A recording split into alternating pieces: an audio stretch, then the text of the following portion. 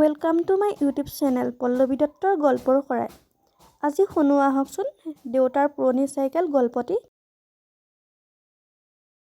মোৰ দেউতাৰ এখন পুৰণি চাইকেল আছিল। নামটো হিৰজিত। ৰ'দে বৰষুণে ৰং জহি গৈছিলে, কিন্তু দেউতাৰ চেনেহত চাইকেলখনৰ হাড়বোৰ আজিও টান হৈ আছিলে। প্ৰত্যেক দেওবাৰে দেউতাই তেল সানি ফটা গামোচাৰ এখনেৰে মচি মচি চাইকেলখন চিকচিকীয়া আইনা কৰি থৈছিলে।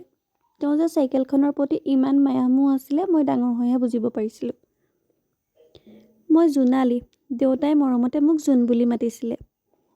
সৰুতে মই সেই চাইকেলখনৰ আগত দাণ্ডিত বহিছিলোঁ। দেউতাৰ বুকুখন মোৰ পিঠিত লাগিছিল। গোটেই পৃথিৱীখন যেন মোৰ নিৰাপদ আছিল। তাকে দেখি মানুহবোৰে দেউতাক কৈছিলে, মাষ্টৰ ছোৱালীজনীক স্কুটিত অনা নিয়া কৰিব আকৌ। দেউতাই কি উত্তৰ দিছিল জানে? চাইকেলত বহিলেহে তাই বতাহৰ গোন্ধ পাব, ধাননিৰ গোন্ধ পাব। মই স্কুটিত উঠি তাইক ধোঁৱা খাবলৈ দিব নোৱাৰোঁ। এতিয়া মই বহুত ডাঙৰ আৰু স্কুলৰ শিক্ষয়িত্ৰী ৰূপে মই কৰ্মৰত কৰি আছোঁ। আৰু প্ৰথম দৰমহা আজি মই পালোঁ। সেয়েহে প্ৰথম দৰমহাৰে মই এখন গাড়ী কিনিলোঁ। গাড়ীখন লৈ দেউতাৰ কাষলৈ গ'লোঁ। দেউতা বাৰান্দাত বহি আছিলে। ব'লা দেউতা, অলপ ফুৰি আহোঁগৈ। দেউতাই উত্তৰ দিলে, অকলে যা জোন, মোৰ ভৰি দুখন আৰু এতিয়া আগ নাবাঢ়ে। আবেলি ঘৰ সোমাই দেখিলোঁ দেউতাই সেই আগৰ পুৰণি চাইকেলখন কাপোৰ এখনেৰে মচি চিকচিকীয়া কৰি আছে। সেই আকৌ আগৰ দৰেই। মই তেওঁৰ ওচৰলৈ গ'লোঁ আৰু ক'লোঁ, দেউতা এতিয়া এখন কিয়? মই গাড়ী আনিছোঁয়েই নহয়। দেউতাৰ উত্তৰ শুনি মোৰ বুকু ভাগি গ'ল। দেউতাই ক'লে, জোন, তোৰ গাড়ীখনত মই উঠিলে তই মোৰ ড্ৰাইভাৰ হৈ যাবি।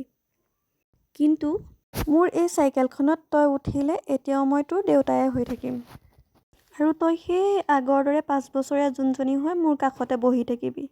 মোৰ ভয় হয় জোন, তই মোৰ বাবে এতিয়াও সৰুৱে হৈ আছ।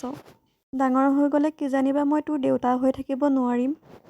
মই লগে লগে গাড়ীৰ চাবিপাত পেলাই দিলোঁ আৰু দেউতাৰ চাইকেলত গৈ জাপ মাৰি উঠিলোঁগৈ। তেওঁক চিঞৰি ক'লোঁ, দেউতা কাহিনী শুনিবা। দেউতাই একো নক'লে, মাথো কঁপা কঁপা হাতেৰে চাইকেলখন ঠেলি আগবাঢ়িলে। বাটৰ মানুহবিলাকে ৰৈ ৰৈ চালে। কোনোবাই আকৌ ক'লে, সৌৱা চোৱাচোন, ইমান ডাঙৰ ছোৱালীজনী দেউতাকৰ চাইকেলত বহিছে। ময়ো তেওঁলোকক চিঞৰিয়ে উত্তৰ দিলোঁ, হয়, মই ডাঙৰ হ'লোঁ। দেউতাৰ চাইকেলখনত বহি মই আগৰ দৰে সৰু জোনেই হৈ থাকিব খোজোঁ। তোমাৰ দেউতাৰো এনে এখন চাইকেল আছেনে বাৰু? থাকিলে আজিয়েই এবাৰ পিছৰ কেৰিয়াত বহি চাবাচোন। বিশ্বাস কৰা, BMW-ৰ ভিতৰত যি সুখ নাপাবা, সেই সুখকণ দেউতাৰ চাইকেলৰ কেৰিয়াত বহি পাবা। কাৰণ দেউতাৰ চাইকেলখন কেৱল লোহাৰৰ বস্তু নহয়, সেইখন হ'ল আমাৰ শৈশৱ, আমাৰ নিৰাপত্তাৰ ঠাই।